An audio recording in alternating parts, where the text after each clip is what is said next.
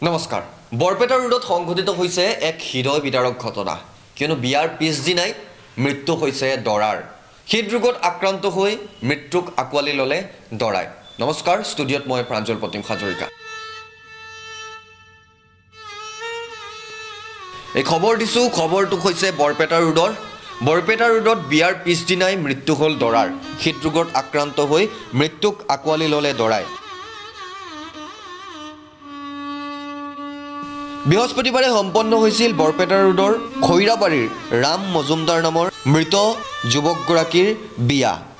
দেওবাৰে আয়োজন কৰিছিল অভ্যৰ্থনাৰ কিন্তু বিবাহ সম্পন্ন কৰি অহাৰ পিছদিনাই নতুন কন্যাৰ গাৰ মাহ হালধিৰ গোন্ধ নৌযাওঁতেই কপাল উকা কৰি আঁতৰি গ'ল দৰা তথা স্বামী ৰাম মজুমদাৰ ঘটনা অনুসৰি বৰপেটা ৰোড খৈৰাবাৰীৰ চৰণ মজুমদাৰৰ পুত্ৰ ৰাম মজুমদাৰে যোৱা বৃহস্পতিবাৰে বিজনীৰ বিষ্ণুপুৰৰ উলুবাৰী গাঁৱৰ চুমু মণ্ডলৰ লগত বিবাহ পাশত আবদ্ধ হৈছিল কিন্তু নিয়তিৰ কি নিষ্ঠুৰ পৰিহাস সুখৰ সংসাৰ আৰম্ভ কৰাৰ পূৰ্বেই নিয়তিয়ে কাঢ়ি লৈ গ'ল দৰা ৰাম মজুমদাৰক শুকুৰবাৰে নিশা শুই থকা অৱস্থাত হঠাৎ উশাহ লোৱাত কষ্ট পোৱাত পৰিয়ালৰ লোকে বৰপেটা ৰোডৰ হস্পিটেলত ভৰ্তি কৰাৰ পিছতেই চিকিৎসকে দৰাৰ মৃত্যু হোৱা বুলি জনায় পৰিয়ালৰ লোকক